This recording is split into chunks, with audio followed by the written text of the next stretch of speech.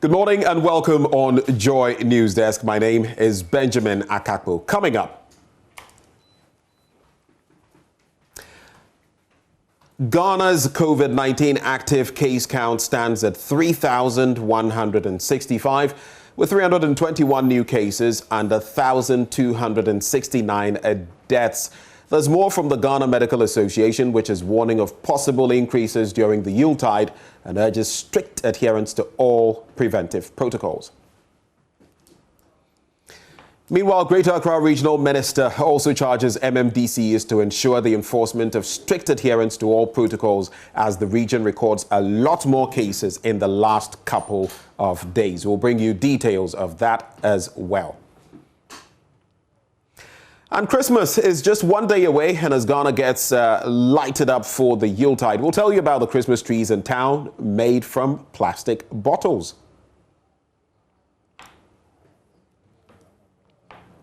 We have details of all of these, plus business and more, all in this hour-long bulletin. This is Joy News Desk. My name is Benjamin Akakpo. We'll be right back.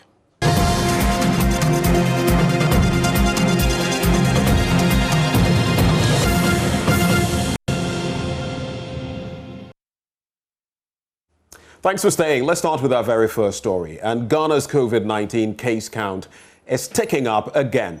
The Ghana Medical Association is concerned and is thus urging all to ensure strict adherence to all safety protocols. We'll come to their concerns shortly, but what exactly does our case count look like as of today? Let me take you to the Ghana Health Service website and share details with you from there. And as you can see, the new case count stands at 321. And with the active cases, we've seen an uptick with 3,165 cases now. In terms of the overall confirmed case count, it stands at 134,555. And out of these, 1,269 have lost their lives, and we have recoveries or those discharged summing up to 129,921.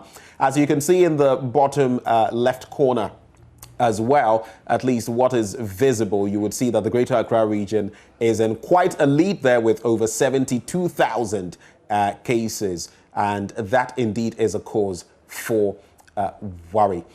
So those are some of the details we can share with you as of now when it comes to the COVID-19 case count numbers rising. Now, the Greater Accra and Greater Kumasi regions are the areas with the most alarming figures so far. And this, the Ghana Medical Association attributes to the new Omicron variant. It is thus urging all to report to health facilities for proper diagnosis and treatment while adhering to all preventive protocols.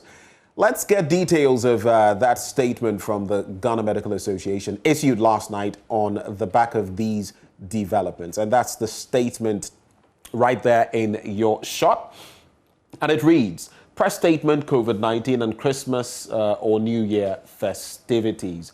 It says, in the last couple of weeks, our COVID-19 testing sites and health facilities have witnessed a sharp increase in the number of positive cases over the last 1 week, especially in the Greater Accra and Ashanti regions, with alarming daily positivity rates ranging between 40 and 50%.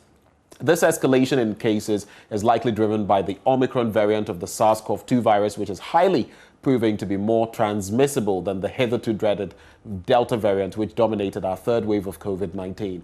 This is a very worrying development which calls for concern by all well-meaning Ghanaians, especially as we enter the Christmas and New Year festivities, with their characteristic mass events and celebrations that tend to bring huge numbers of people together.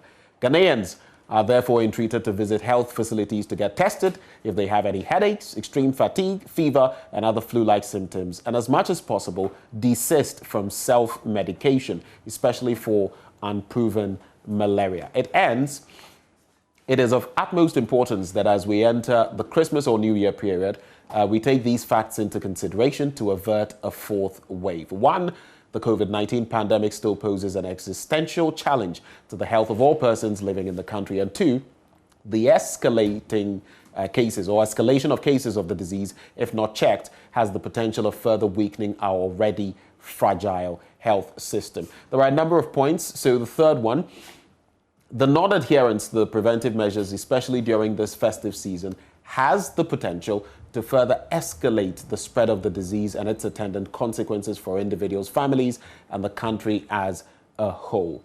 Here's more. All Ghanaians should take advantage of the Ghana Health Service and, for that matter, government's drive to vaccinate all Ghanaians of age 15 years and above. The GMA also calls on central government, the Ghana Police Service, all metropolitan, municipal and district assemblies, as well as the Ghana Tourism Authority to strictly enforce all COVID-19 protocols at all events. It goes on. But the sixth point, government should also ensure prompt, continuous and adequate supply and distribution of PPEs.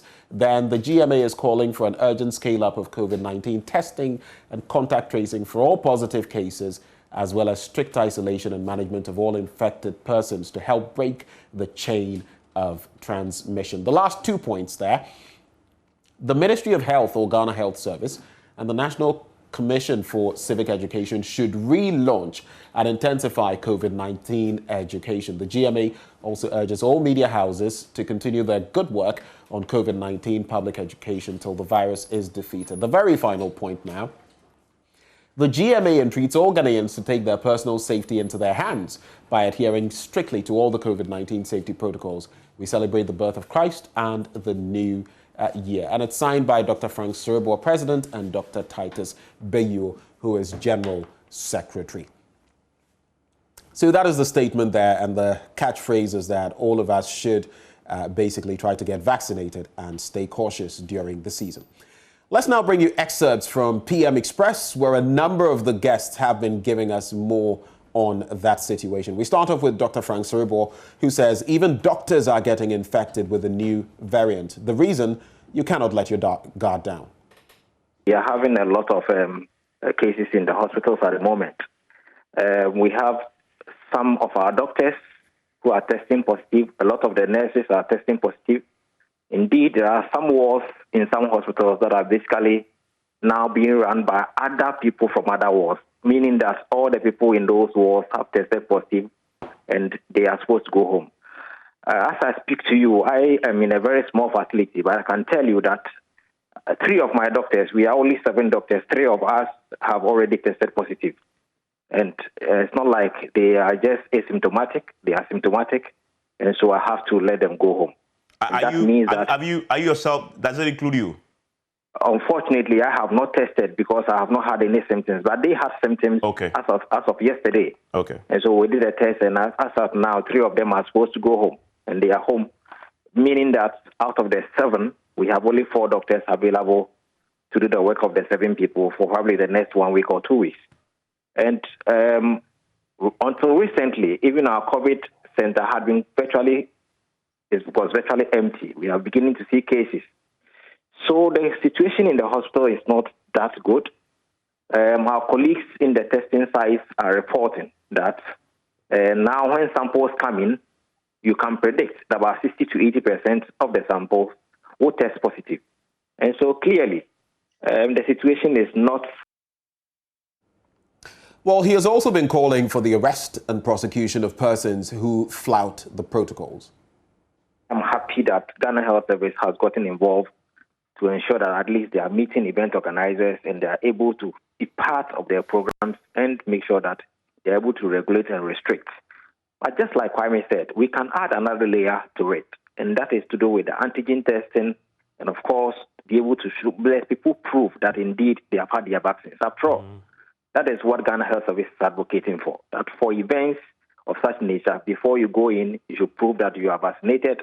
And indeed, with an ID card, not just the vaccination card, because vaccination cards alone does not mean that there is the same person you are looking at. So we need to make sure that those individuals come with national identification cards, and we are able to match the vaccination cards with their ID cards. And beyond that, at least do the antigen test. And after all, when you are coming into the country and you get to the airport, regardless of the number of people who are masked up at the airport, you still have to have an antigen test done, and then your results are declared before you are allowed to enter into the country. And so here, if you choose to go for any program, then you should be ready that when you are going, definitely all the protocols would apply.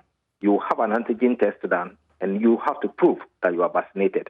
And once we are able to do that, I believe that it will be more of a double protection for all of us. And I am happy, very happy that Ghana Health Service is getting involved in the events, because if you don't get involved, what you have to do is that then you have to go the brutal way, engaging the security agencies to go and enforce that people are following the right rules and regulations. That is very difficult. Yeah. But once you engage them and you are able to regulate it, you are part of the system, and then all of us are advocating at least some level of protection that we can put in place, and add to that the antigen test and, of course, the vaccination. I believe that will be very great and will be very helpful. Well, staying on that beat, Dr. Aboagye Da Costa has been telling us about the outcome of an engagement with event planners for the festive season on the adherence to protocols. It came up at the meeting, but these are things that we've been doing. For example, if you look at the Youth Connect, we deployed the Greater Accra Regional Team, and they did the antigen test. So, and we told the event organizers that the conversations will continue, is ongoing. So any suggestions that we believe that it will avert any possible surge or any increase in cases, we will let them know. It's a good idea, and we will take it on board to engage further. I mean, I'll be speaking to my Director General and the whole team to see how best we can assist them with the antigen test. But we've done it in the past, and I don't think there is any problem for us to.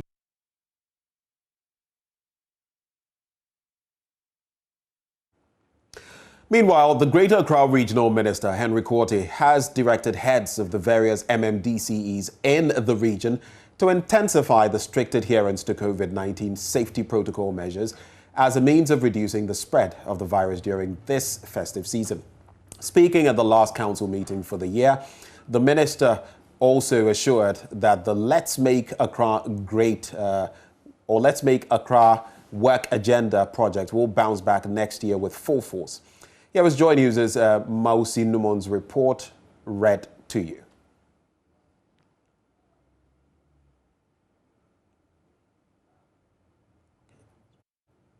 Yeah. I've heard that some people say that, oh, Henry has gone to sleep. Henry is not sleeping at all. Henry is rather warming up, because hopefully next year we'll come back and we'll hit the ground running very, very fast. On the issue of the COVID-19, the president has issued the safety protocols, and they still hold. I have directed the MMDCs to, as a matter of urgency, go back to their respective assemblies, work with the stakeholders to ensure that people would adhere to the COVID protocols. And I want to believe that same will be carried out. Because we are getting to the Christmas festivities, we thought it wise to allow the traders to do some business in the few weeks that is left, which is understandable. So let nobody get it wrong that we have relented in our efforts to make Accra work. No, rather we think that it's Christmas. Let us allow them to do business. But I can assure you that from middle of January next year, we'll come back full breach, and I say full breach, on the issue of Operation Clean Your Frontage. The city response team will be going to training very soon. It is expected that the first batch will pass out by the end of January. And then hopefully, transfer sites would have been ready by then. We are reliably informed that about 19 of the assemblies have so far provided sites for the transfer plants to be built there. It is our hope and prayer that by the end of January, all the 34 assemblies would have benefited from the installation of the transfer sites. And then we can come back to the drawing table and restrict the movement of Aboboya from the high streets and the principal streets. Until that, the restriction on the motorway still holds. And I say that no Aboboya should ply the motorway. All motor riders are supposed to abide by the traffic rules or regulations. Red means they have to stop. Motorbikes cannot drive through the red lights. If they do so, the law enforcement agencies will have to do their job. Greater Accra Minister Henry Quartey there. Now, government has launched the National Electronic Pharmacy Policy and Guidelines to ensure inclusive pharmaceutical care in the country. It would also lead to full operationalization of a digital platform for providing pharmaceutical services across the country next year. Launching the platform, Vice President Dr. Mahamudu Bawumia explained the digitization of pharmacies would have the nation's pharmaceutical companies converge on one digital platform to address the difficulties of roaming and looking for medicine. It also would ensure competitive pricing and the sale of genuine medicine to the public. The e-pharmacy platform is aimed at addressing 4 key concerns of health systems, including reducing pharmacist to patient ratio, improving the confidentiality of health information and privacy of patients' medical records, and minimizing counterfeit and substandard medication in the country. Why e-pharmacy? This innovation is dear to the government. A few years ago, at the annual general meeting of pharmacists, I threw a challenge to the pharmacists present. How can we use technology to improve access to pharmaceutical care in Ghana in a manner that complements our traditional brick-and-mortar pharmacy? Yes, there is that personal touch to the traditional face-to-face patient-pharmacist relationship, but there are ways that technology can improve access and delivery, especially to the large segment of the population scattered in the rural areas and the less urban areas. And even for those in the urban areas, how can technology reduce the information costs and transaction costs in accessing pharmaceutical services? Ladies and gentlemen, the innovations in our national health insurance, the deepening in training of our human resources and recruitment of health personnel, one constituency, one ambulance, the use of drones in the delivery of drugs, the innovation in institutional digital frameworks of the health sector, the agenda to build 111 health facilities to augment the existing ones are all major steps in achieving our goals. While tackling the inadequate infrastructure in the health sector, it is disheartening to see people spend so much time moving from one pharmacy to the another in search of medication. The innovation in improving pharmacy access to our people through e-pharmacy can be a game changer in safeguarding the future of our youth and ensuring national and responsible access to medicines on a scale we have not yet been able to achieve. Today, we are adding to the growing list of digitized platforms. E-pharmacy should help us address concerns for the proliferation of fake drugs and licensed pharmacy operations, reduce disparities in the cost of medicines, and tackle some of the major administrative and delivery issues that affect the practice of pharmacy. From Electronic Pharmaceutical Services, let's talk about the Civil and Local Government Staff Association of Ghana, CLOGSAG, which has served notice it will embark on a nationwide strike on January the 22nd to demand better conditions of service. According to the association, a year after their proposed salary structure was sent to the Ministry of Finance to deal with it, the ministry has yet to communicate anything to the association, leaving them with bad conditions of service. Speaking at the end of year meeting, an award ceremony held in the Upper Denkyira East District of the Central Region, Executive Secretary of CLOGSAG, Dr. Isaac Bampo Addo, indicated the association feels sidelined, and that leaves them with no option other than declaring a strike. Richard Kwejonyako has more in this report. CLOGSAG says it realized that apart from the civil service, all other services had enhanced salary structure. The conditions of service that it proposed before the joint meeting of the Local Government Service Council and the Civil Service Council was based on what was happening in other services that were limited in other partisan activities in the Constitution. According to CLOGSAG, it drew its own salary structure based on what others also had and presented this before the meeting, which was accepted. Executive Director of CLOGSAG, Dr. Isaac Bampo Addo, intimated this went to Cabinet and Cabinet directed that matter be dealt with. He says a year after the proposed salary structure went to the Ministry of Finance, the ministry hasn't dealt with the issue, and come January, they will lay down their tools. That we at the National Secretariat, as we speak now, we are taking steps to declare a nationwide strike on January 20th, 2022. So come January 20th, 2022, all of us, we are staying in the house, we won't work. This business of babu they work, monkey they chop, we won't allow it. We've had various National Executive Council meetings on this issue. I think our patience has run out. This is justice denied. Because if per the Constitution of Ghana, we've all been limited, and all those, not even one, it is only the civil service. The Cohen consultant that brought in the single spine did a differential analysis of salaries in all the public service.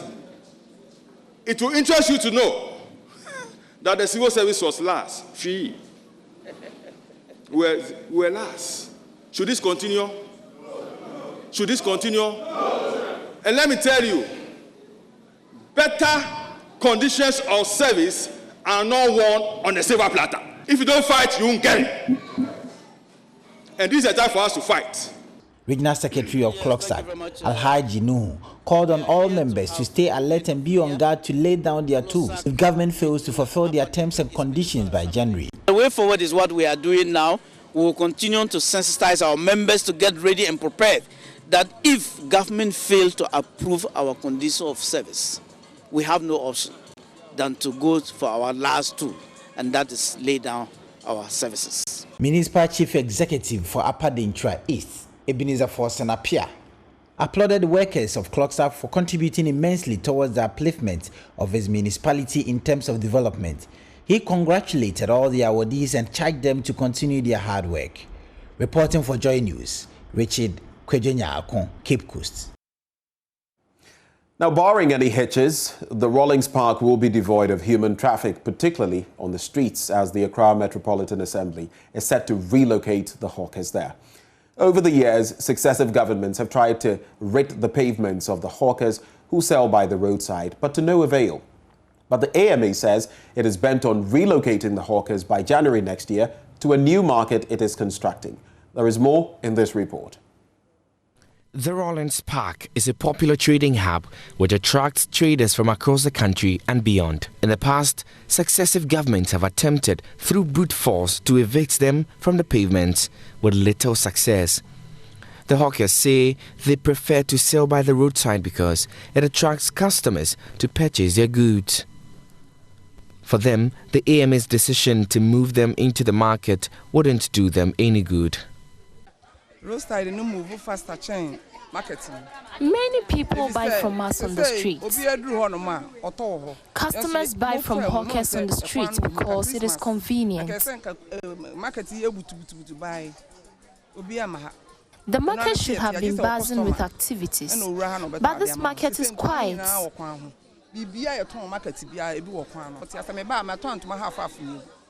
I have sold just 2 pieces of clothes this morning. But Accra Mayor Elizabeth Saki says the Assembly will educate the hawkers in a bid to persuade them to move by January 2022. She, however, warned the recalcitrant ones will face the full rigors of the AMA's bylaws. Regarding those seated by the roadside, assuming they've all come into the market, I don't think there will be people buying outside there because there will be nobody there for you to buy from. And I've even thought of it, that since we have policies and regulations regarding the Assembly, those policies and laws and regulations that needed will be adhered to. So we'll, from next year, try and then advocate to speak to people, and then they will understand, so that they will start getting into the market. The implementation will be done. There are bylaws. And they already know. When they get there, they'll know. The AMA says the relocation of the hawkers and construction of the market forms part of efforts in making Accra a beautiful city. Meanwhile, the Assembly has taken delivery of 3 trucks from waste management company Zoomlion Ghana Limited towards the Operation Clean Your Frontage initiative. Raphael Loko is Director for Jobs at the company. Okay, so it has always been the call of the President to ensure that Accra becomes a cleaner city. And the support from the Regional Minister, Honorable Henry Quartey, at Zoomlion Ghana Limited and just one group of company. This is where we are the giants and we fit in. So we see as private sector how we can partner with government to ensure that the vision comes to bear or is implemented well. The Accra Mayor, who received the trucks, expressed gratitude to them for the kind gesture. I'm really happy and I appreciate this gesture. This has really come on time. It's timely, and I should say a big thank you to the Zoomlion group of companies and the organizers of Operation Keep Your Frontage Clean. I really appreciate that.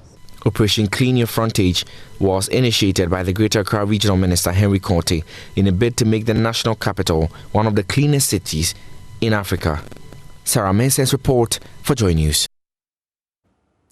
You're still live on Joy News Desk. We take a break and come back with more news.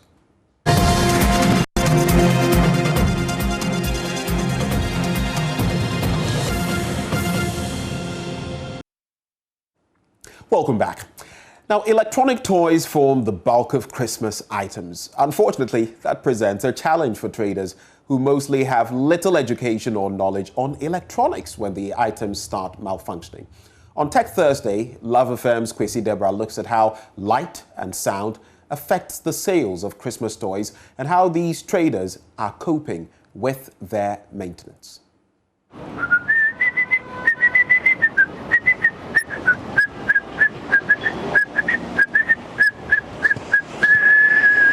Sound travels through liquids, solids, and gases. But these solids, liquids, and gases contain molecules or atoms which vibrate back and forth. So the speed of sound through a substance is dependent on the density of the substance. That means that if a substance is more dense, the atoms, the molecules are tightly packed, and so sound will move very fast. But if it's less dense, it means that the atoms and molecules are far apart, and then it will move slower. Sorry, I forgot. There's not a physics class. It's not a physics class. Better. Sound and light are both waves, but light travels faster than sound. Regardless of that, our eyes are nothing without light. And who can resist a dulcet female voice or a suave male baritone? The light and sound helps to drive sales. This observation is the main force behind trader Felicity's selection of items for Christmas sales. The items ranging from hats to spectacles are either fitted with buzzers or lights. They all demand light or sound. If they are absent, they refuse to buy. For the entire items costing 500 cedis, The ones with light and sound form 80%. I bought the ones with light and sound for 400 cedis. Of course, sometimes the electronics go bonkers. Felicity would then try to do some repairs. She fidgets with either the wires or the batteries. Sometimes, when you play with the wires, they get back to work. When the attempts are not successful, Felicity has no other choice but to give a discount. The spectacles are 5 cedis, but I'll give it to you at 4 cedis when the light is not working. Another trader, Martin, who has gone for about 80,000 cedis worth of these toys, has been observing their electrical system. He has found a way of repairing them.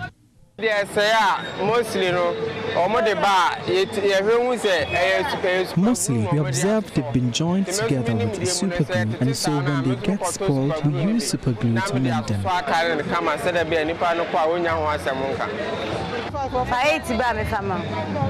But for patients at the central market, the items are either discarded or go for free. When they get spoiled, I send it straight to the refuse dump or give it to a child.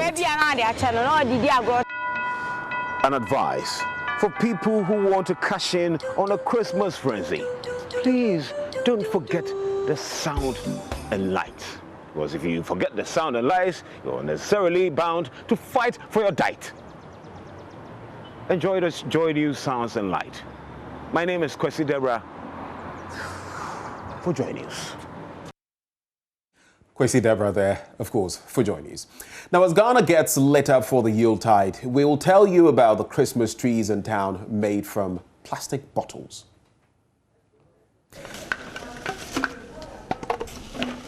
Plastic bottles have become a problem for many in Ghana. Choking gutters, filling up waterways, worsening the country's already big environmental problems. Here, inside the academic city university in Accra, plastic bottles have a different use. So this is a receptacle. It's an industry-academia partnership. What we wanted to do was that we wanted to create a sustainable strategy for waste segregation. Because the bigger problem when it comes to plastic pollution is not plastic waste being available in the environment. That's not the bigger problem. The bigger problem is being accessible to recycling facilities. Makafui Awuku is a serial entrepreneur and engineer. 5 years ago, he started making Christmas trees with plastic bottles. I realized that when people see the plastic waste being used for upcycled items, it changes their behavior without you even speaking to them about it, because they can see the visible plastics in the installation. And the Christmas tree installation is one of the most amazing installations we do every year. So every year we identify a couple of public spaces, we weave the tree with a couple of volunteers, and then we put lights in them, and we have it installed, and it can be there for a couple of weeks or months. So that's just one of the outlets when it comes to upcycling. And it's a sustainable outlet because after we install the tree, when we are done, we can remove the bottles and then pass it on to other recycling programs. This is the Achimota School. It is one of the country's oldest and best high schools. And it is here that Awuku's organization is partnering young students to teach them how to build Christmas trees from plastic waste they create in the school. We have a 20-foot tall tree with a base of 7 feet, made up of about over 1,200 plastic bottles, recycled right here in the school. And as you can see, it's really beautiful. And it's all by just one initiative, recycling. The plastic in itself is very intriguing if you look at it, because the situation in the world now is global warming, and that's brought about by wrong plastic management. If you go on the seas, you realize fishermen are catching more plastic than fish, and it's very appalling and sad. If we practice proper waste management, I'm sure we can catch more fish and enjoy our Christmas. If we had all Christmas tree made with plastics, it's going to save Mother Earth. It's going to save Mother Earth of the waste degradation, plastic waste degradation it would have experience choking of drains, gutters, and all of that, as we see every time. And this is the best example for the nation to emulate. When these trees are lit up in the night, it is a sight to behold, as seen on the Instagram pages of the Achimota School. For me, Christmas means more of, people taking time off to spend with loved ones. Food, laughter, happiness, networking, catching up, rest, So anything we are able to do to help, get people more relaxed, a little bit less stressed, and having something exciting to talk about is wonderful. Awuku plans to work with more schools to bring the innovation into other parts of the country. So this Christmas, if you see a Christmas tree up your street or anywhere in town, be sure to check.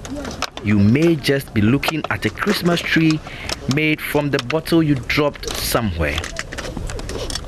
Justice Baidu, Joy News, Accra. Well, you too could actually get an environmentally friendly Christmas tree made of plastic. We'll take a break. When we return, we bring you business.